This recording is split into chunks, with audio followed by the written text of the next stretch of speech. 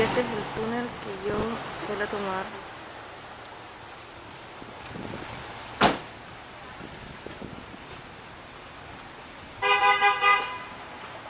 para tomar el tren.